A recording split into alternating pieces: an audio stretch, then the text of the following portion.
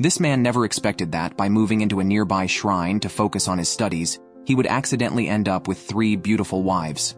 Uryu, an orphan, aimed to get into Kyoto University's medical school and moved into a shrine for convenience. However, upon arrival, the caretaker was absent. Hearing noises from a room, Uryu approached and was unexpectedly greeted with a face wash squirted by 3 unclothed young women. Bleeding from the nose, Uryu watched as the girls quickly shut the door, dressed, and then came out to confront him. They were the shrine maidens, 3 sisters. Yae, a 20-year-old college student, Asahi, a 14-year-old middle schooler, and Yuna, a 17-year-old high schooler with a tsundere attitude, strongly opposing the idea of Uryu, a vigorous high school boy, becoming part of their family. Uryu had no desire to play a familial role. He just wanted a place to study. Fortunately, the eldest sister Yae warmly prepared a room for him, albeit just shoving clutter into the closet and nearly getting injured, which Uryu prevented by stepping in to help. Yuna walked in on this scene, flustered and throwing salt to ward off evil.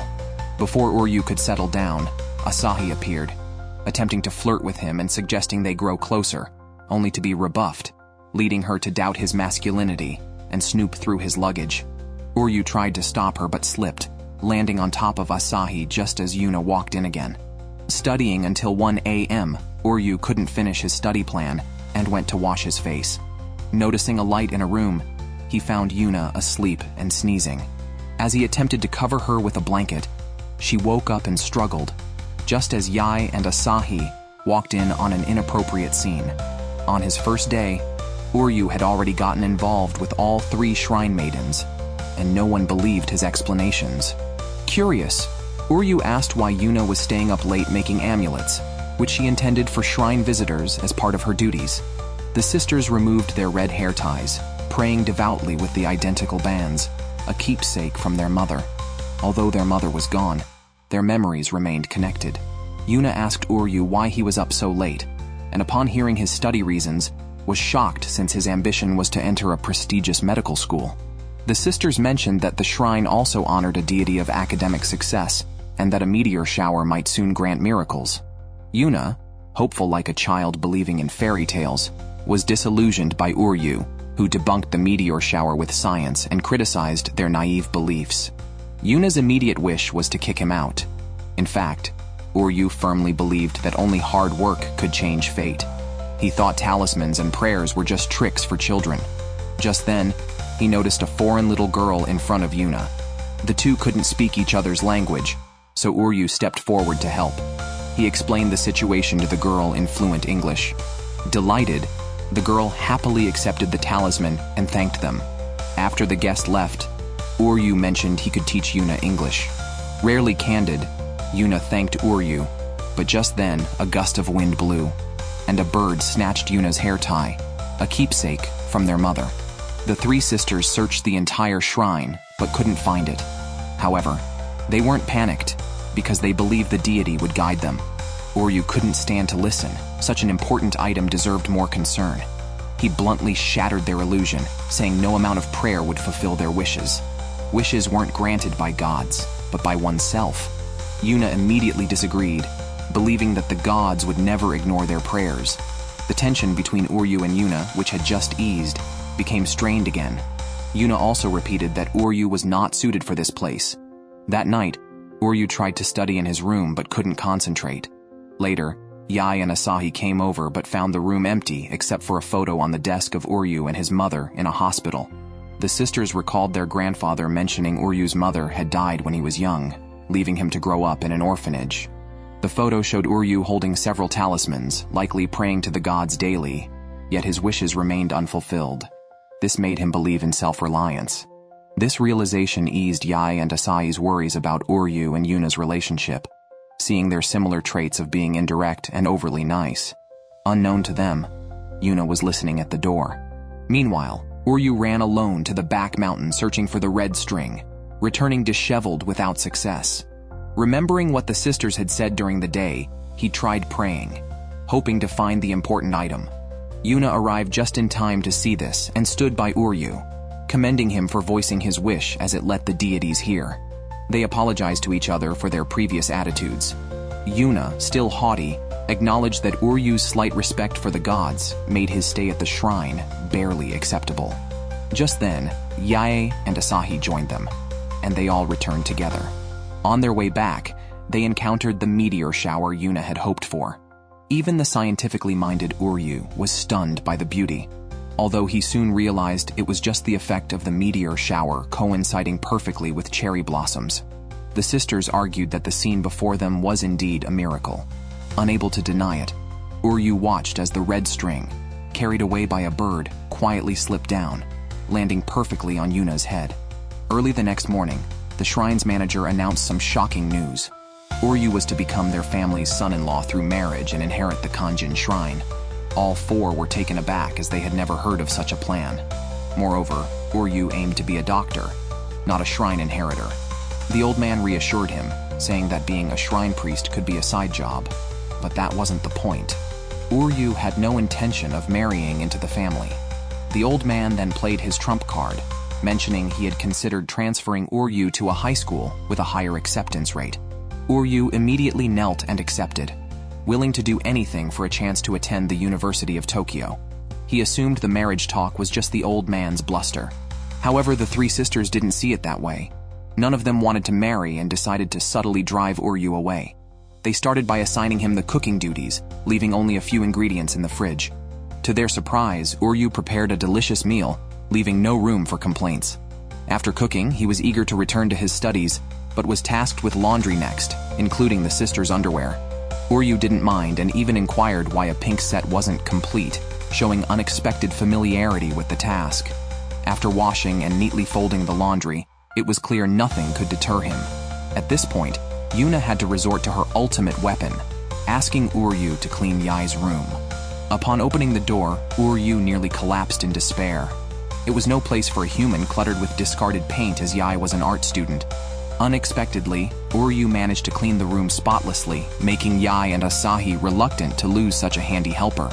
They both urged Yuna to let him stay. However, Uryu no longer wanted to stay, as his main purpose at the shrine was to study, and these chores left him no time for books. His goal was clear: to enter the medical department of the University of Tokyo. So, he decided to leave to pursue his dream and packed his bags. The three sisters couldn't leave him alone and secretly followed him. Uryu continued to study even on the train, heading to a remote rural area, eventually entering an old house. Yuna thought he had to live in such a dilapidated house after being expelled, but the next second, Uryu appeared behind her, startling her into throwing salt. A group of children surrounded him, assessing the three sisters. Then, a beautiful older sister appeared. This was Mahiru, the caregiver and doctor at the children's home called Miracle Garden. It was she who had contacted the sisters' grandfather to arrange Uryu's stay. Mahiru cheerfully noted Uryu's adorable traits, mentioning he had always mimicked her and aspired to attend Kyoto University. Before she could reveal the real reason, Uryu interrupted, insisting he would not return to the shrine, only to be met with a direct threat of physical force by Mahiru. Meanwhile, two children showed Uryu paper cranes they had folded. Uryu's childhood friend Tsuruyama also came over. The children were folding origami cranes for their family members, as many were sent here because their relatives were too ill or injured to care for them. They all folded paper cranes together in hopes of blessing their loved ones. However, Uryu felt it was a waste of time. Yuna couldn't stand such talk, and decisively joined the children in folding. Unfortunately, Yae was too wild, Asahi too clumsy, and Yuna too slow, causing the children to prefer Uryu's help. Uryu ended up efficiently folding many cranes for them. After finishing, the children worriedly asked if the cranes could really heal their mothers. This reminded Uryu of his own mother, whom he had also folded many cranes for, though she ultimately passed away. Holding a paper crane, Uryu comforted the children by saying that doctors would surely work harder seeing these cranes, so they shouldn't worry. Although not good at expressing his emotions, Uryu was always there to support those in sorrow. Mahiru and Tsuruyama spoke highly of him, prompting Mahiru to earnestly request that the three sisters take good care of Uryu. In the evening, Mahiru asked Uryu why he ran back, and he shared his experience at the shrine, emphasizing the lack of time to study. However, Mahiru knew Uryu was capable since childhood, but struggled with social interactions, possibly feeling unwelcome. Yet the fact that the sisters had followed him proved he wasn't as disliked as he thought. Mahiru challenged him, asking if he was the type to give up over minor issues, which triggered memories of his childhood desire to help Mahiru with the laundry, though she preferred doing everything herself.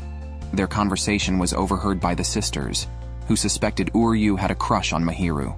Blushing, Uryu clarified he only saw Mahiru as a benefactor and apologized to the sisters for his stubbornness, promising to handle whatever was needed, making the sisters feel guilty for overburdening him. They decided to share the household chores more evenly, finally accepting Uryu as family. However, they still struggled with tasks, often leaving Uryu to handle everything. To deepen their bond, the old man shockingly suggested that Uryu and each sister go on individual blind dates. Uryu was set to go on dates with 3 beautiful girls in turns. He, focused only on his studies, planned to get it over with quickly. However, upon seeing Asahi all dressed up, he couldn't move. It was clear Asahi was enjoying herself. The old man left them alone for the day. Uryu had Asahi all to himself. Asahi flirted openly, pulling at her clothes and confessing her long-held desire to do this with Uryu. Uryu quickly covered his eyes, unable to look, but Asahi changed quickly, putting on sunglasses and inviting Uryu to go running. The date was unexpectedly healthy, surprising Uryu. He had thought Asahi was the most carefree and playful of the sisters, but the younger sister proved him wrong. After running for 5 hours, he felt drained and staggered back to the shrine. Just as he was about to take a bath, he bumped into Asahi, fresh from her bath and naked, as she liked the open feeling and didn't close the door. Uryu called her a pervert and went straight to sleep, exhausted. He woke at 5 in the morning, having not studied at all. To his horror, Asahi was still there, not ready to end the date, and invited him for a morning run. They went to the storeroom to find jogging shoes. The cramped, eerie storeroom seemed perfect for a lucky pervert scenario, like getting locked in together. Just as Asahi spoke, a gust of wind helpfully shut and locked the door. The usually composed Asahi, who had been teasing Uryu, panicked. Realizing she might be claustrophobic, Uryu asked her about her fear. He comforted her by patting her head and assured her they would be out soon, even letting her hug him to ease her fear. Uryu found scissors and started to remove the wooden boards from a window. By morning, they managed to get out, only to find themselves on the 2nd floor. Uryu, after a moment of silence, bravely jumped down to open the door. As he did, Asahi felt like she saw the light and unusually thanked and apologized to Uryu. Uryu didn't take it to heart, seeing Asahi as a little sister, cute like a child. When Yuna and Yae, her older sisters, arrived and saw Asahi was fine, they were relieved. Asahi returned to her mischievous self, thanking Big Brother Uryu for a memorable night. Poor Uryu's reputation suffered again. Today, Uryu was set to meet Yuna for a date. He prepared mentally before entering, but was surprised by Yuna's beautiful outfit and unusually gentle demeanor. Yuna asked about his interests, and upon hearing he liked reading, praised him as serious and diligent, making Uryu wonder if she was possessed. Then a cat emerged from the bushes, and Yuna quickly gestured for it to go back. Uryu felt something was off and confronted Yuna back inside, only to be pushed down, her clothes slipping off her, more daring than Asahi's act the day before. Uryu barely resisted. Yuna's intent was to make a move and thus secure the shrine's future, but Uryu wasn't the type to take advantage, so Yuna dressed and left. Yae and Asahi, who had been watching secretly, came out to explain Yuna's haste. They all wanted to preserve the shrine. If one sister had to marry Uryu, Yuna was willing to sacrifice herself for her siblings. Knowing this, Yae and Asahi were worried. Uryu thought it over, and the next morning urged Yuna to change and go on the date, leading her directly to a cat cafe. Determined not to be swayed, Yuna couldn't resist the kittens and cuddled them, but soon asked to leave, prioritizing her mission for the shrine. She thought Uryu would understand, as he was also dedicated to becoming a doctor for the sake of the children at his institution. Uryu didn't deny it, but reminded Yuna that her sisters were also important. So, to avoid worrying Yae and Asahi, relaxing like this once in a while isn't too much. Even he declared a complete break from studying today, opting to thoroughly enjoy the cat cafe instead. In the end, Yuna bought 3 souvenirs, planning to visit again with her sisters next time. Unbeknownst to her, Uryu had also become hooked. Studying is no match for the joy of petting cats. To Uryu's surprise, Yuna also bought him a small cat charm as a thank you gift for today. Yuna, smiling, said she had a lot of fun, which initially scared Uryu, thinking she was acting odd again. He was relieved only when Yuna started to get angry. On the 3rd day, Uryu was supposed to have a matchmaking meeting with Yae, but she didn't show up. He couldn't wait and went directly to her room, only to find the eldest sister changing her clothes, causing him to nosebleed. Oblivious, Yae apologized and asked Uryu to wait a bit more. However, after waiting outside the door for an hour with no sign of her, he blindfolded himself and opened the door again, only to find the room empty. He quickly informed Yuna and Asahi, and they all started searching for Yae, who, unbeknownst to them, was calmly drawing on the steps by herself. When Uryu found her, she was puzzled, then remembered she was supposed to have a matchmaking meeting with him that day. Seeing a half-finished painting of a Tori in Yae's room, Uryu guessed she might have gone to Inari Shrine for research, and sure enough, he found her there. Uryu wasn't easily fooled. Something as important as a matchmaking meeting wouldn't just be forgotten by Yae. He asked her why she skipped the meeting. Yae, in turn, asked what he thought, but since they were already there, they decided to have the meeting at the shrine. They enjoyed their time at Inari Shrine, and Yae bought an amulet as an apology gift for Uryu. Uryu was baffled, unable to figure out what the eldest sister was thinking. Suddenly, Yae turned around and asked him whom he wanted to marry. Asahi, although mature for her age, shows her childish charm occasionally. Yuna, despite being a tsundere, also reveals her cute side from time to time. Of course, Uryu could come to like this elder sister. Unexpectedly, Uryu's face turned red immediately, and the words he tried to speak lacked confidence. He was about to say he wouldn't marry them when he missed a step and fell down the stairs. Yae quickly grabbed the amulet's string, but it snapped. In that instant, Uryu's mind flashed through his past and even saw a future where he was accepted into Kyoto University's medical school, and his eventual spouse turned out to be all three sisters? Uryu suddenly woke up to find himself unknowingly having fallen asleep on the desk. Was it all a dream? But then, what about the amulet? After dreaming that he married all three sisters, Uryu rushed with an amulet to ask Yae for clarification. However, Yae seemed completely unaware of his fall down the stairs. Instead, Yuna suddenly appeared and sent him to buy the finest snacks because a VIP was visiting the shrine. This VIP was the head of the Kita Shirakawa family, longtime sponsors of the shrine, who announced plans to sell the shrine due to declining visitors and revenue. Despite past connections, the head said the family could keep their house. He then mocked the situation, noting how the shrine thrived with crowds during the Mother's Time and the grand festival drew thousands. But after the priestess's death, visitor numbers plummeted and the sisters couldn't manage. Yuna, deeply hurt, wanted to punch him, but her sister calmed her. Unable to listen further, Uryu wagered that if they could attract 5 times the peak attendance, or 5,000 people, at the next grand festival, the shrine would be saved. Yae also pleaded humbly, and the others followed suit. The arrogant head agreed to give them a chance, but refused financial support for the festival. Should they fail to meet the target, they'd lose even their house. The sisters chose to trust Uryu and agreed to his plan. The head left with a threatening remark. Despite seeming confident, the sisters had no ideas to attract visitors and pinned all hopes on Uryu, who returned to his room to start preparations, reassuring them as they watched his dependable figure. Uryu stayed up all night reviewing the festival's management accounts and noticed a sudden drop in the number of stalls, starting from a certain period. Yae told him that after their mother passed away, they became distant from the shopping district. Grandpa couldn't host large festivals with many stalls because he was taking care of them.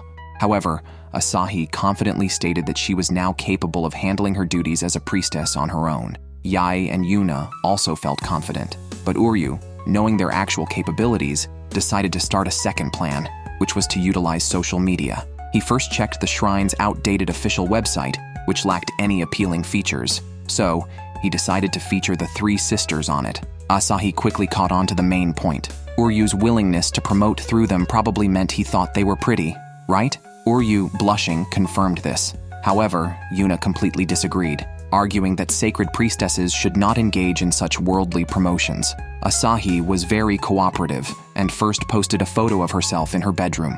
Who wouldn't be charmed by a beautiful 14-year-old middle school girl? Yet, it only received 1 like. So, Asahi posted a photo of Yuna, which got 2 likes. Still unsatisfied, Uryu thought something more attractive was needed. Asahi then took a photo of their eldest sister changing clothes, but this time, it got no likes at all. Uryu knew where the problem lay. While the photos were nice, they did not convey the charm of the festival itself. Realizing this, Asahi suggested taking sexy photos in their priestess garments. This playful attitude angered Yuna, who was already opposed to using the priestess image for promotion. She believed their actions were a desecration to the divine, even stating that Asahi had no right to be a priestess. The sisters had a big argument, accusing each other of being unqualified. Asahi thought Yuna was too conservative and that her attitude would continue the shrine's decline. Luckily, Yae stepped in to mediate. Both younger sisters were somewhat intimidated by her, managing only to maintain a superficial peace. But Yuna was also trying hard, secretly practicing expressions in the mirror at night. Uryu saw this and took her to Asahi's room. Asahi was struggling with an unfamiliar computer, trying her best to promote the shrine. Despite this, wasn't she still qualified to be a priestess? Yuna's earlier words were spoken in anger. She never truly felt that way. She sent Asahi a photo she had just taken in the mirror as a gesture of reconciliation. After a harsh critique from her younger sister, Yuna took the opportunity to hug her and apologize. The two sisters reconciled like before. Yae once again popped up, watching them play and tease each other. Uryu couldn't resist and snapped a photo with his phone. Unexpectedly, this photo went viral. Everyone was drawn to the three sisters' smiles. Seizing the moment, they uploaded a video of the sisters performing a ritual dance, which also became very popular. Seeing the social media promotion on the right track, Uryu turned into their manager. The next step was to consider promoting limited edition festival merchandise, such as amulets or other goods, naturally handled by Yae, the art student. However, on the day of the deadline, Yae had no updates. Uryu went to urge her, but she was unhurried, not having started drawing because she knew the real deadline was the next morning. As it was nearing midnight, Uryu felt it would be too late and prepared to confine Yae to make her draw. But when he rushed to her room, she was gone. Yae had gone to the back mountain to feed the koi. Seeing two koi kissing sparked not only spring feelings but also inspiration. The next morning, Uryu presented his own all-nighter design, which was deemed ugly by both Yuna and Asahi. Just then, Yae arrived late, living up to her art student reputation with a beautiful design that even amazed Uryu. The main element was the koi, chosen for its associations with enhancing financial and success luck and coincidentally sounding like love. Yae added a matchmaking effect. The design was a hit, particularly attracting young visitors online, perfectly hitting their tastes. Though Uryu was pleased, he felt Yae was too independent, always keeping him on edge. He decided he needed to keep a closer eye on her in the future. Yae was touched and even blushed. Now that the festival was thoroughly promoted and limited edition goods were in production, it still wasn't enough. Uryu had another plan, to take the three sisters to visit the shop owners in the shopping district and ask for their help. Uryu immediately took a humble approach and explained the major crisis the shrine was facing. If not enough tourists came, the shrine would have to close its doors. After his explanation, the four of them bowed together, hoping the shop owners would lend their strength. To their surprise, the chairman agreed without hesitation. In fact, they were just discussing a meeting related to the shrine's festival. Although visits had decreased since the former priestess passed away, everyone still held the shrine in their hearts. They hadn't realized the shrine was facing such a severe crisis and naturally wanted to help. As they reminisced, it was decided to start a strategy meeting immediately. Witnessing this harmonious scene, the three sisters finally understood what their mother had said before. A priestess should value the connection with those who pray to the gods, all thanks to Uryu. The festival day finally arrived, and the shopkeepers on the shopping street were all prepared. Various stalls were set up at the shrine, and Uryu and his group of 4 were ready. However, only 35 people showed up. Despite the buzz online, why didn't more people come in person? Uryu suspected something was wrong. Just then, Asahi ran over with his phone, and they discovered that an imposter account had announced the cancellation of the festival. Even more absurdly, their legitimate account was mistaken for a fake and got frozen by the platform. The culprit was likely the head of the house, upset by Uryu's group's lack of respect. Now, what could they do? Was their effort going to be in vain? Everyone felt unwilling to give up. Uryu rallied first, declaring it too early to give up. There were still ways to salvage the situation. It was only 10:30 a.m., and the event lasted until 6 p.m. They had 7.5 hours left, with the main events in the afternoon. There was still hope if they could attract attention then. Uryu shared his plan with the three sisters, who were shocked and disagreed. However, a passing elderly man supported Uryu, and the shopkeepers were already preparing. The decision was made. Uryu went to distribute flyers while urging the three sisters to get ready since they were the stars of the festival. The grandfather reassured them that the most important thing about the festival was to enjoy with the gods and not to worry about upsetting them. The shopkeepers were also enthusiastic, eager to make a big impact. However, Uryu's flyer distribution wasn't going well. No one paid him any attention. It all came down to Mahiru. whose beauty made her words effective. She arrived with Tsuruyama and some children who had come to attend the festival, but ended up helping out when they heard about Uryu's troubles. With their help, flyer distribution went smoothly, and passers-by started to take notice. Finally, Yae and her sisters made their appearance. With the Miko parading through the streets, those who originally planned to attend the festival quickly realized that the cancellation was false news. The three smiling beauties captured everyone's attention. However, unexpectedly, just as things started going smoothly, a heavy rain began, quickly emptying the bustling street. Who would brave such weather to attend a festival? The weather forecast still predicted strong winds and heavy rain after noon, suggesting that no more visitors would likely come today. Uryu felt extremely disheartened. To not let everyone's efforts go to waste, he still went out to attract visitors. Yae and her sisters remained calm, believing that although the gods test people, they would not abandon them. Even then, Uryu watched as they ran to pray to the rain god. Still, he decided to make his final effort in his own way, and quickly ran down the mountain. The rain continued, but no one gave up.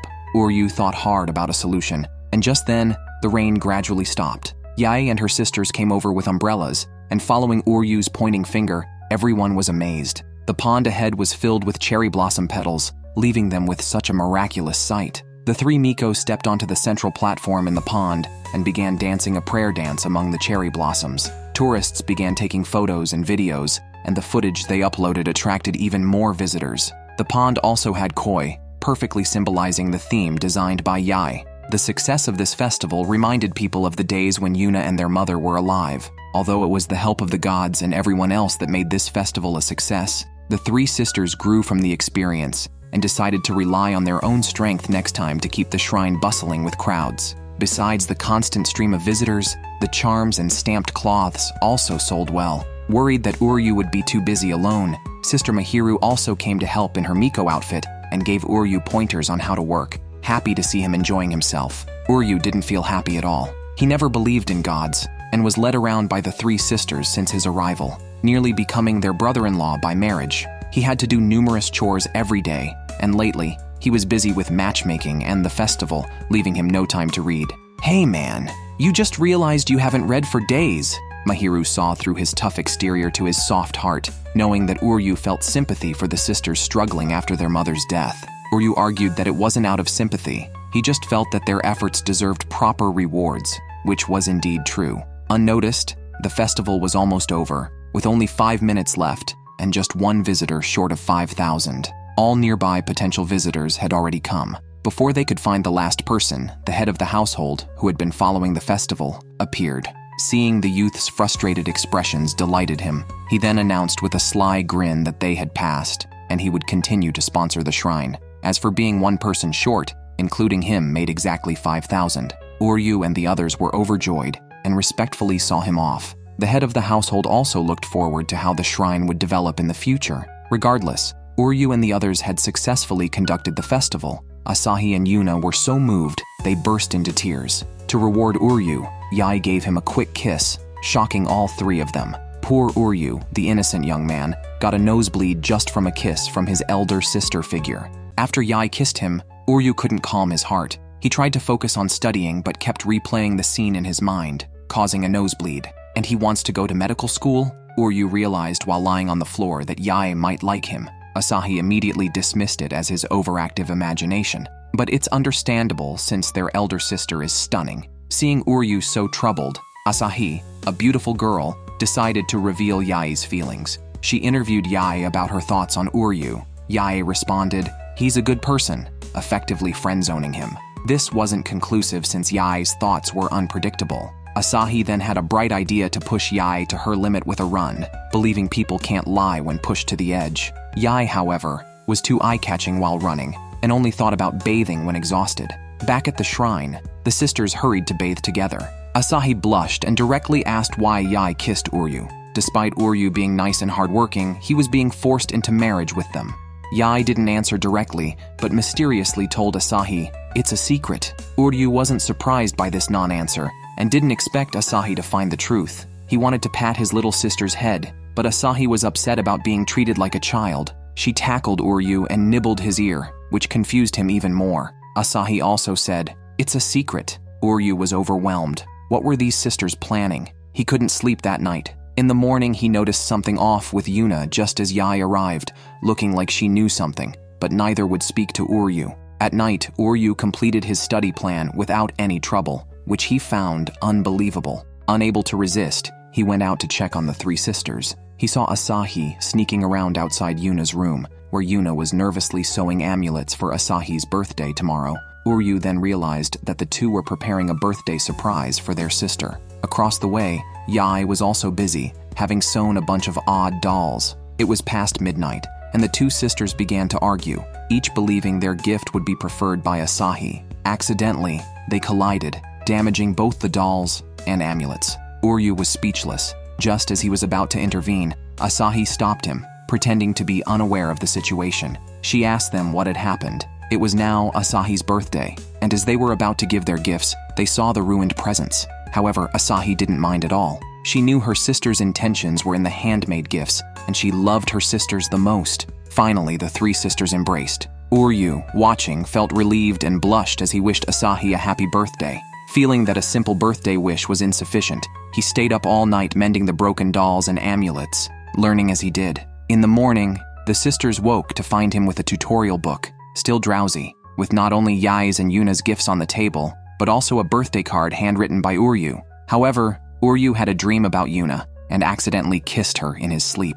He woke up startled, calling it a nightmare. Just then, he received a message from his older sister Mahiru, asking him to come home. So, Yae and Asahi, who came to trouble him, missed him. As they learned he would only return in the evening, they decided to wait for him. Reminded by Yuna, they felt a bit embarrassed about how much they relied on Uryu. They thought being as cold as Yuna towards Uryu wasn't right either. Now it was Yuna's turn to reflect. After all, Uryu had indeed helped them a lot, and as shrine maidens, they naturally needed to show their gratitude. On the other side, Uryu received his new school uniform from Mahiru. School starts next week. It was only a spring break, yet Uryu felt it had been a long time. He thought it unnecessary to call him over just for this minor matter. It could have been sent directly to the shrine. Mahiru teased him on purpose, saying she just wanted to see him. Uryu's face turned red instantly. Then Mahiru asked how life was going with the shrine maidens. Uryu began to complain, listing the sisters' flaws, stating they all needed his care, which troubled him greatly. However, his expression said otherwise. Mahiru saw right through him, accusing Uryu of being too self-conscious. She broke his defenses with just a few words and reminded him to face them properly. She pointed out that if he truly wanted to study hard and get into Kyoto University, he shouldn't be distracted. On his way back, Uryu reflected on whether he was getting too close to the three sisters. Continuing this way, he might end up marrying into their family, which meant he had to keep his distance and focus on getting into university to become a doctor and repay Mahiru's kindness. Before reaching the shrine, he encountered Yuna, who had come out specifically to meet him. It turned out Yuna had also reflected on her behavior and felt she should express her gratitude to Uryu. On the road, she started massaging his shoulders. Noticing Uryu's shoelaces were loose, she knelt to tie them for him. From this angle, Uryu saw more of Yuna than he intended, and quickly knelt down too, asking what she was trying to do. Yuna said she just wanted to show her gratitude. However, Uryu found her words eerily familiar, along with the incident from earlier, and he suddenly remembered it was just like the dream he had that morning. Was the next part supposed to be a kiss? Yuna was there expressing her thanks, but Uryu was consumed by the scene from his dream. Both were extremely nervous. Yuna finally said, "Thank you," and then hesitated to make any further move. Only then did Uryu feel somewhat relieved. Just as he relaxed, a child bumped into Yuna, causing her lips to press directly against Uryu's. Uryu reacted quickly, blocking her with his hand, just like in his dream. Yuna's next move, predictably, was to sprinkle salt to ward off evil, and she teased Uryu for being presumptuous. Uryu, annoyed, walked ahead. Yuna also felt annoyed because Uryu's actions seemed to show he resisted her closeness. Sensing turmoil within, Yuna sprinkled salt on her head again, hoping to cleanse her troubled thoughts. Uryu had another prophetic dream about a strange shrine. He saw Yuna with a dazed expression and Yae blushing by the river. Later, he carried Asahi and walked side by side with two others in the street. At night, the three sisters surrounded Uryu and slept together. Although Uryu came to study, he kept having vivid dreams. At dinner, when he heard Yuna discussing a visit to the Tsukigami shrine, he was stunned as his dream seemed to come true again. Unexpectedly, the sisters' priestess mentor was also at Tsukigami shrine. After the main festival, the shrine grew busier and was short-staffed. Though school was starting, the sisters still needed to attend. They planned to negotiate with Tsukigami Shrine to help manage it and invited Uryu to join. He immediately refused, not wanting to be led by fate and insisting on creating his own future. Just after the sisters left, the old man asked Uryu to deliver an important item to Tsukigami Shrine. Unable to refuse, he went. At Tsukigami Shrine, the priestess seemed to expect this and had the servant prepare 4 cups of tea. Soon, Uryu arrived with a heavily sealed box. The priestess, named Yomiko, introduced herself as a Miko of higher rank than the sisters, acting as an instructor. The priority was the box. Yomiko, with a serious face, unleashed some power and opened it, revealing a yakubashi inside. Uryu was speechless, realizing the old man had tricked him again. Tsukigami Shrine is a major shrine offering various blessings and has a legend about fulfilling dreams, which Yuna enthusiastically explained to Uryu. However, Uryu did not believe in such things. Then, the sisters brought up serious matters, wanting to discuss the future management of the shrine with Yomiko. Yomiko was not serious at all. She teased the 3 sisters, especially Yae, who she treated roughly. Then, Yomiko told them she had booked a nearby hot spring inn for them to relax in today. Uryu once again refused the invitation, as he needed to return to his studies. Moreover, he did not want to keep being involved with prophetic dreams. As he was about to leave the shrine, he saw the shrine maidens worshipping and realized Yomiko's capability to manage so many of them. Yae expressed a wish that their shrine could one day be as large. Asahi said it was possible since they were all disciples of Sister Yomiko, who then hugged them and patted their heads, creating a pleasant scene. However, Uryu sensed something was off and directly asked Yomiko in front of the sisters why she changed the topic when they wanted to discuss serious matters. Yomiko admitted she indeed did not want to hear what they planned to discuss, as it would be too burdensome for them. Yuna tried to argue, but Yomiko asked if they were truly committed to working wholeheartedly for the shrine in the future. The sisters were stunned, considering their studies. Yuna and Asahi had major exams, and Yae had to think about her career after university graduation. Their lives were not solely dedicated to priesthood, and they needed to think carefully about what they truly wanted to do. Yuna, however, declared her resolve to dedicate herself to the shrine for her family and the worshippers. Yomiko responded that responsibility alone was not enough. Asahi and Yae did not know what to say, and Yomiko advised them to think it over. As she was leaving, Uryu stopped her, feeling she was too cold. Although he had only been with the sisters for a short time, he could tell they genuinely loved the shrine and wondered how Yomiko, who knew them better, could not see this. Yomiko began to question Uryu, telling him that his decision was crucial to the survival of the shrine. If he refused to marry into the shrine, it might not last. This made everyone reflect on their situations. As dusk approached, Asahi suggested heading to the inn, while Yae wanted to be alone for a while. Uryu realized that he could not marry into the shrine as his dream was to enter medical school. As he was about to leave, Yuna suddenly collapsed, appearing foolish, just like in Uryu's dream. Meanwhile, Yomiko was on the phone with the elder, expressing her satisfaction with Uryu and planning to observe which of the 3 sisters was best suited to take over the future of the shrine. Asahi told Uryu that Yuna had fallen into a despondent state. Yae had disappeared, but that was not a concern for her as she was entering marathon mode.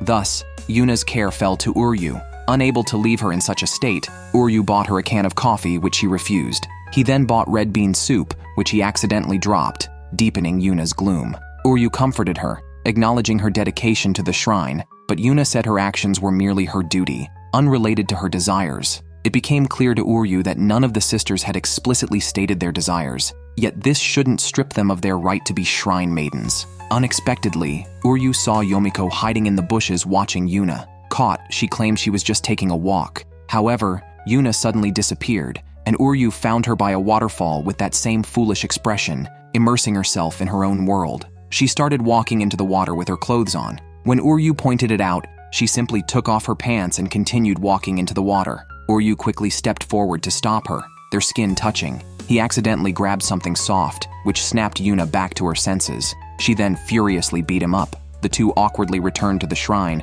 with Yuna furiously lashing out at Uryu. She accused him of not studying hard, despite his wish to become a doctor, and of meddling in her and her sister's affairs. She mockingly questioned his self-awareness, suggesting he mistakenly thought Yae and Asahi liked him. This broke Uryu's defenses. He admitted to being a nosy person who felt good about himself. As he started praising his own actions, he explained that whether he worried about the sisters or helped them, it was because he chose to do so. Surprisingly, his honesty made Yuna laugh, especially when he loudly called himself a fool. This brought her out of her slump, and she realized that she also did her shrine duties because she wanted to, not because she had to.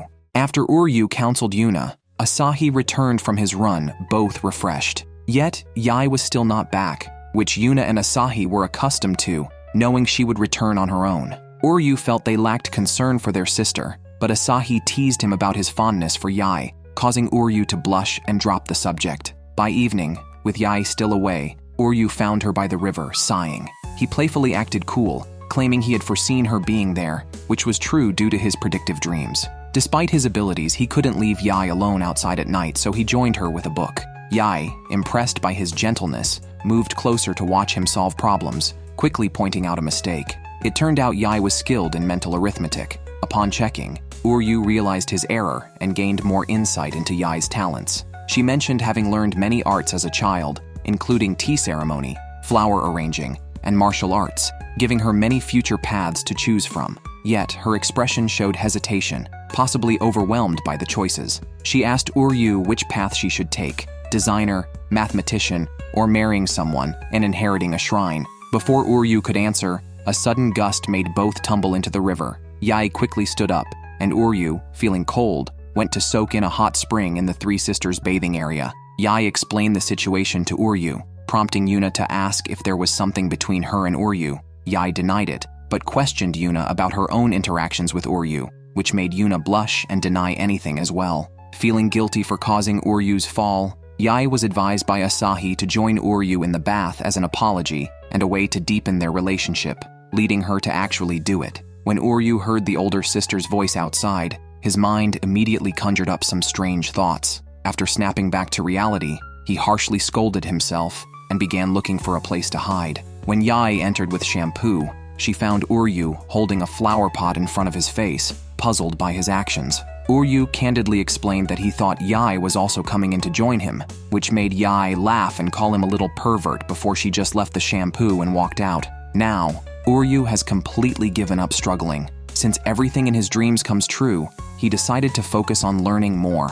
Looking up, he saw Yae standing in front of a vending machine, reminding himself to stay focused. After half an hour of learning, he stretched and noticed Yae was still there, troubled by too many choices and unsure of what she really wanted. Yae recalled a woman telling her in her childhood not to overthink, as her life was already decided and everything would be prepared for her. Despite disliking this, Yae seemed unconsciously swayed by others in her life. Uryu, growing impatient, made a choice for her and realized that despite her mature and independent appearance, she was essentially as indecisive and insecure as a child. So, he told Yae that he would find her instantly when she disappeared and guide her when she lost her way, so she shouldn't worry. Unexpectedly comforted by her younger brother, Yae turned around and stuffed a drink into Uryu's collar, a fruit milk for him to drink, asserting that she must make her own decisions. When it was time to sleep, another problem arose. The shrine had prepared only one room for them. Asahi teasingly suggested Uryu could lie next to him, which earned him a stern reprimand from Yuna. However, the three sisters knew Uryu was a pure-hearted virgin and felt very safe sharing a room with him. Even so, suggesting Uryu sleep in a closet seemed too cruel. Asahi then proposed that everyone stay up all night, which was unanimously vetoed by the others. Tomorrow they still need to tell their master their decision. This made Uryu curious. He asked the three what their dreams were and how they planned to respond to Master Yomiko tomorrow. Now that they were family, he felt they should open up and talk. Asahi, however, deliberately misinterpreted "open up" and shifted the topic. Yae suggested having a pillow fight, and ultimately, Uryu was left unclear about their thoughts. The next morning, he woke up sandwiched between two beautiful women, unsurprised by the scene. He calmly covered Yuna and Yae with blankets, then went outside and encountered Asahi, who was up early looking at information about a prestigious Tokyo school. It turned out that Asahi had been scouted by that school during a track meet last year. They offered her admission as an athletic scholarship student, meaning she would move to Tokyo alone next year, planning to leave the shrine. Asahi had told their grandfather but not her sisters, fearing they would worry. She also wanted Uryu to keep it a secret. Despite this, Uryu felt that Yae and Yuna would support her if they knew. Asahi was actually afraid to tell them because of this. Uryu was speechless with these troublesome issues, knowing they had to tell Yomiko soon and they should inform the sisters before that. During their argument, both fell to the ground, with Uryu accidentally landing on Asahi. She took the opportunity to snap photos and threatened to use them to keep Uryu from revealing her plans to move to Tokyo for school. Uryu sternly refused, even as his nose bled again, surprised by how developed Asahi was for her age. Just then, Yae and Yuna came out. Seeing them, Asahi ran off. Yuna naturally assumed Uryu had done something to her sister. Uryu confessed 2 things. First, that Asahi had knocked him over, and he had seen her disheveled. He then revealed the second thing Asahi desperately wanted to hide, only to discover Yae and Yuna already knew. They knew Asahi was clumsy and stubborn from a young age, yet she could accomplish things on her own.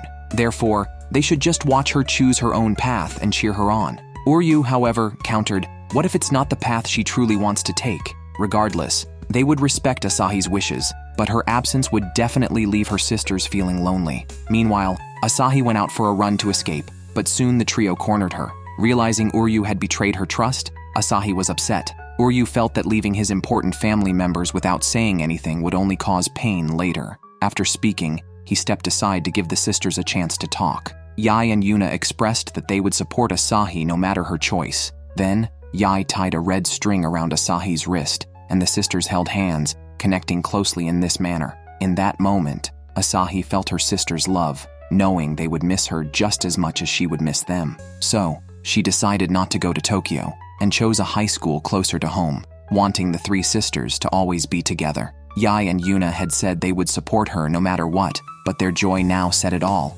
They didn't want Asahi to leave. Uryu watched the sisters embrace, feeling relieved. As Asahi relaxed, she fell asleep and woke up on Uryu's back. She now understood Uryu's kindness and felt good about being cared for by someone who was like a brother to her. Uryu had an even more outrageous dream this time. He woke up to see the 3 sisters all grown up, with Asahi already 22 years old. Most importantly, tomorrow was the day all 4 of them were to get married, a promise Uryu himself had made after obtaining his medical and clergy qualifications to marry all 3 sisters. Uryu woke up from the dream terrified, only to see the sisters again, thankfully in their usual forms. They were still at the shrine run by their sister Yomiko, but she had gone on a date with Mahiru. It turns out that Uryu staying at the Kanjin shrine was Yomiko's suggestion. Initially, Mahiru asked her to help find a place that could take in Uryu. Yomiko knew that the priest of Kanjin shrine was looking for a son-in-law, so they sent Uryu there. Both viewed Uryu and the 3 sisters as if they were their own children.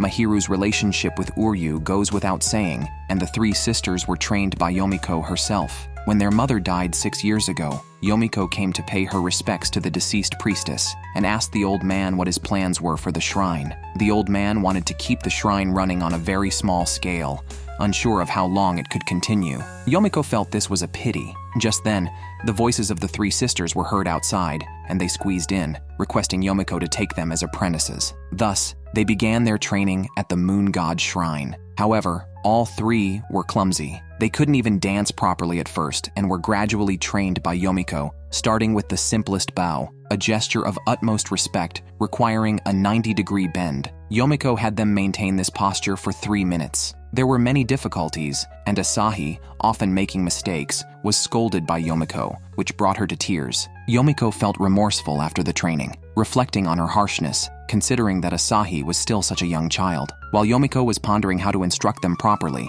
she saw Asahi assert with determination that this hardship was nothing compared to their mother's struggles. Yae and Yuna also wanted to work hard for the shrine cherished by their mother, deciding to practice fiercely at home to surprise Sister Yomiko. Thus, step by step, the 3 sisters and Yomiko grew together. However, Yomiko later questioned whether learning to be priestesses at such a young age was truly happiness for them. Unnoticed, the sisters graduated, tearfully saying goodbye to Yomiko, telling her that she was like a mother to them. On the other side, the 3 sisters also told Uryu about their training at the moon god shrine. They said they had such a great time with Yomiko that after their training ended, they started to feel very lonely as they saw less of Sister Yomiko. Sometimes they wanted to visit her at the shrine, but they worried about bothering her. Yomiko was indeed troubled. The old man had asked her to choose the sister most suitable to inherit the shrine, but she felt it was fine, even if none of them took it over. She just wanted them to pursue their own happiness. Meanwhile, Mahiru and Uryu faced the same issue with Yomiko and the sisters, and came to the same conclusion, to be honest with each other. Even though they weren't related by blood, they already considered each other family. Thus, Yomiko arranged to meet the three sisters and Uryu at Tsukihashi Bridge that evening. Under the beautiful moonlight, she quietly waited for their answer about their future dreams. Although tonight's matter didn't concern Uryu, he couldn't help but worry about what the unpredictable sisters would say. Surprisingly, all three raised their hands wanting to inherit the shrine. Asahi gave up her dream of running marathons, and Yae and Yuna did the same. Each sister hoped the other two could pursue true happiness, not realizing that being together and running the shrine was their greatest joy. After they had seriously considered it, they all bowed deeply to Yomiko at 90 degrees, happy with their decision. Suddenly, Uryu made a teasing comment, saying the sisters were unreliable and that the real problem was those who let them be. As their teacher, Yomiko would have to spend more time looking after them. Instantly, the sisters realized Uryu was speaking up for them because they had just mentioned not spending enough time with Sister Yomiko, and she felt the same. Since they were still immature, she planned to retrain them properly and would check on them at Kanjin Shrine from time to time. If Yae and the others had any other issues, they could always come to her for advice or even just visit. That would truly be a happy ending for everyone. However, the next moment, Yomiko posed another question. So all three of you want to inherit the shrine. Does that mean you all accept Uryu as a son-in-law? Now it was Uryu's turn to answer. Yomiko had told him that if he refused to marry into the family, the shrine might struggle to survive. Uryu had already considered this issue. He pulled out his phone and showed the sisters a group photo of the institution's children. The oldest child, apart from himself, was very stable, and the second oldest was very gentle. Overall, they were all good kids. Although there was an age gap between them and Asahi, these were the only men Uryu could introduce now. The three sisters were speechless. Uryu didn't want to be the son-in-law himself, so he was making do with his brothers. Mahiru, who had watched Uryu grow up, knew that Uryu had lost his only family at a very young age, which made it hard for him to get close to others. However, once he overcame this challenge, he was more reliable than anyone else. Uryu couldn't give up his own dreams like the three sisters had. He still planned to be a doctor, but as long as they were family, he would still support the sisters. Yomiko was satisfied with Uryu's answer. The sisters then started making various demands for a son-in-law. Asahi wanted someone wealthy, Yuna wanted someone devout, and Yae thought Uryu's brother was fine. Asahi, after some thought, realized that Uryu was the easiest to bully. This made Yuna panic, shouting that she was the one inheriting the shrine, so she should be the one to marry Uryu in the worst case. Yae and Asahi quickly offered to let each other take the role. The three sisters argued noisily again. Asahi even suggested that all three of them marry Uryu. Amidst their bickering, they all fell to the ground and saw the huge full moon hanging in the air. It is said that on a full moon night, walking on a rainbow lit by moonlight can make dreams come true. The bridge beneath them also turned into a rainbow bridge. Could Asahi's recent suggestion actually come true? Uryu was practicing shouting the names of the three sisters. After spending so much time together, he had never called them by name face to face. Just as he finally got it right, the three sisters were right beside him, watching, leaving Uryu extremely embarrassed. Spring break flew by, and today was the start of the new school term. Listening to the sisters discuss school matters, Uryu was figuring out how to call out their names. Before he could,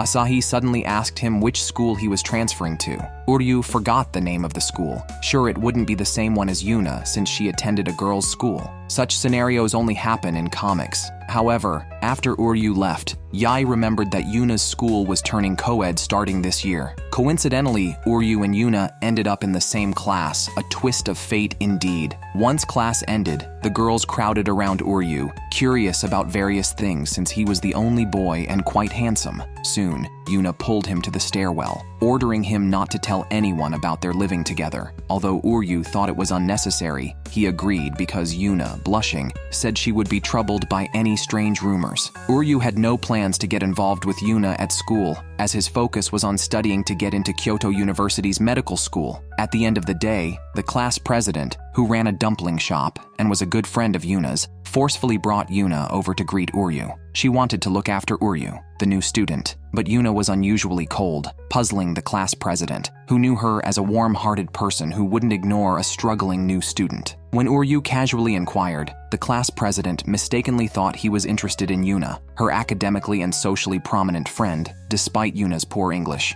The previous school festival where Yuna and her sisters danced had made her even more popular, yet Uryu felt Yuna was very different at school compared to at home. Thinking about it makes sense, considering he has two unreliable sisters at home. The class president noticed Uryu seemed to care a lot about Yuna and advised her to be mentally prepared since her best friend was considered a high-class flower. Uryu had no interest. Otherwise, he would have made a move long ago. He then went to the restroom alone, and the next class was physical education. When Uryu returned and opened the classroom door, he saw a group of girls changing and made eye contact with Yuna instantly, causing his nose to bleed. He quickly shut the door and apologized. He wondered why the students changed in the classroom, remembering it used to be a girls' school. Uryu's biggest worry was that Yuna would publicly embarrass him, potentially ruining his first day of school. Fortunately, Yuna just gave him a disdainful look, and the other girls didn't care. But then, Yuna whispered harsh insults to him, making him worry about his future school life. The next morning, Uryu woke up early to make lunchboxes, continuing to practice calling the three sisters' names and prepared one for each sister. Yuna seemed still upset about yesterday's events, but Asahi and Yae were distracted by Uryu's lunchboxes. Even Yuna seemed impressed. Since their mother passed away, the three had not brought lunchboxes. Yuna would eat dumplings. Asahi would buy hamburger lunchboxes from the convenience store, and Yae would only eat white rice. Now, with Uryu, the health of the three was at least guaranteed. Uryu also promised to prepare lunchboxes for them in the future. Just entering the school in the morning, Uryu ran into the class president and Yuna. Yuna pretended not to know Uryu and walked past him. The class president couldn't help but complain that Yuna used to buy dumplings from her shop for lunch, but today she didn't. She asked Uryu if he knew why, and he immediately answered that he barely knew Yuna himself. At lunch, Yuna confidently opened the lunchbox Uryu prepared for her. The class president noticed that the dishes looked exactly like Uryu's. Both Uryu and Yuna panicked. Realizing he couldn't pass it off as a coincidence, Uryu quickly finished his lunchbox so no one could see the dishes, but the class president grew more suspicious, feeling they were hiding something. At night, Uryu washed dishes while worrying about what to do next. School felt like being a spy. Unexpectedly, Yuna appeared beside him. Uryu took the chance to apologize, admitting he had been careless. He said he wouldn't make her lunch anymore if she didn't like it. However, Yuna praised his lunch and asked him to continue making them, feeling guilty about her previous demands. Luckily, Uryu didn't mind and planned to slightly vary the dishes next time. Asahi and Yae then made various demands without hesitation. The lunch issue was finally resolved, but Uryu started worrying about how to naturally call their names. Surprisingly, on his way home, he bumped into the three sisters walking together despite not attending the same school. Their bond seemed strong, but Uryu had no plans to join them. Just then, Tsuruyama called out to him. They hadn't seen each other since school ended. They caught up, recalling that Tsuruyama had left the institution 5 years ago and spoke well of her foster parents. Now, Uryu had also left, and he had changed a lot. After teasing Uryu about living with 3 charming shrine maidens, Tsuruyama noticed a hint of bragging in his tone. Just as Tsuruyama was about to invite Uryu, they heard Yuna's voice rejecting someone. The sisters were surrounded by people who recognized them from a viral dance video at a festival. Despite their refusals, the crowd kept taking photos and even some rowdy guys invited them to sing. Uryu wanted to help, but remembered Yuna's warning not to reveal their acquaintance publicly. Unable to watch them being harassed, Uryu rushed into the crowd, loudly called out the sisters' names, and pulled them across the street to safety. Tsuruyama watched as Uryu ran off. The sisters reached a safe place, almost like a public elopement. Yae noticed Uryu openly using their names, causing his face to turn red. He was still that bashful, innocent man. Uryu had a dream today, but it wasn't a prophetic one. Instead, he dreamt about his childhood. In the dream, he saw a girl sitting alone on a bench. Just as he was about to ask her name, he woke up. Yae then dragged him to a club gathering. Yae, who hugs everyone when drunk, was a concern for Yuna and Asahi. They feared she might be taken advantage of, so they sent Uryu to protect her. At the party, Yae was indeed pressured to drink heavily. In desperation, Uryu pretended to be her boyfriend and rescued her from the men. Yae didn't deny it, and even told her friends that Uryu was from the medical department at Kyoto University. Coincidentally, there was a senior from the same department at the party. Fortunately, this senior, a good friend of Yae's, already knew about their ruse. Uryu gave a wry smile, trying to get along with the senior,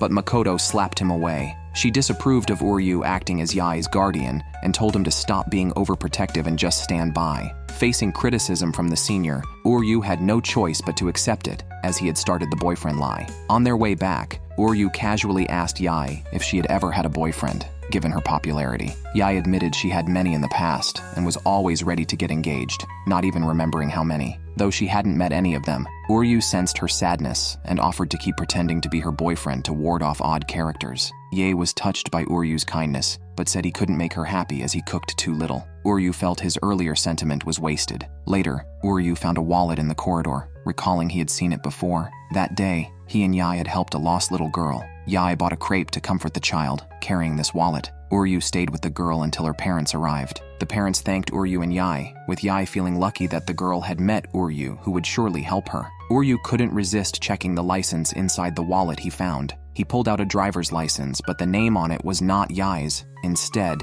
it belonged to someone else he had heard of. This left Uryu confused. Eager to understand the situation, he ran to Yae's room to ask her directly, but no one was there. Uryu started to scare himself, wondering if Yae never existed. Just then, he heard voices in the living room. It turned out Yae was insisting that Yuna and Asahi join her for a walk. Both were very sleepy, but Yae convinced them about the joys of staying up late. They became interested in seeing the scenery, indulging in forbidden sweets and junk food, and visiting a shrine. Yuna and Asahi were persuaded. Yae immediately called Makoto to drive them. Surprisingly, Makoto arrived quickly but seemed to be deliberately antagonizing Uryu. After some persuasion by Yae, she allowed Uryu to ride in her car. With no other choice, Uryu joined their mischief and later returned the wallet to Yae, expressing a desire to talk to her alone. This sparked some thoughts among the others. They went to a riverbank where Yae said there were usually many fireflies. However, none appeared that night. Uryu wanted to use the moment to talk to Yae,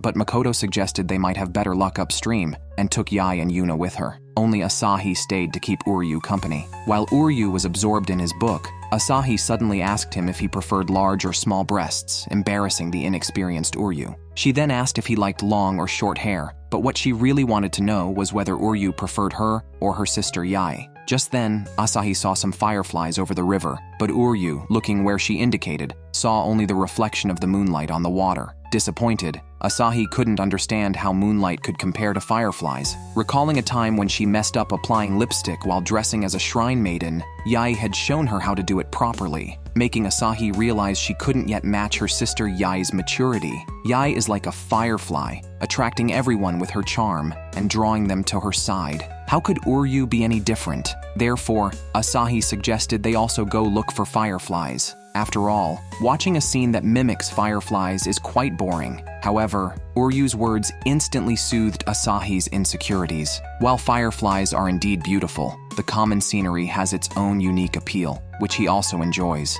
Just then, Yae and the others returned having found the fireflies. Uryu was about to call Asahi over when she pretended to sleep on his shoulder. Seeing this, the other three did not disturb them, allowing Asahi to quietly enjoy her time alone with Uryu. After watching the fireflies, the group went to a convenience store. Makoto offered to treat them to her favorite snacks, excluding Uryu. At the convenience store, Uryu sent Yae a message asking to talk alone. Makoto noticed and turned off Yae's phone. Meanwhile, Yuna declined Makoto's offer and stood idly by the freezer, clearly wanting something but too shy to say it. Realizing she was making others worry about her, Yuna became despondent. Uryu, feeling helpless, bought the ice creams Yuna had been looking at. When Yuna stepped outside, she found Uryu crouched by a pile of popsicles, all the flavors she wanted. Uryu claimed he impulsively bought too many, and they would melt if not eaten. Hearing it was a request for help, Yuna no longer hesitated and forgot her earlier concerns. Makoto, witnessing all this, decided that next time, as a future senior, she would treat Uryu to whatever he wanted. Uryu, sensing that Senior Makoto might know about Yae's situation, directly asked her. Makoto did not deny it, but advised him to forget the matter. Yet Yae had already agreed to talk at the Inari shrine, making Uryu even more curious why Makoto would say that a person named Miyoko no longer exists in this world.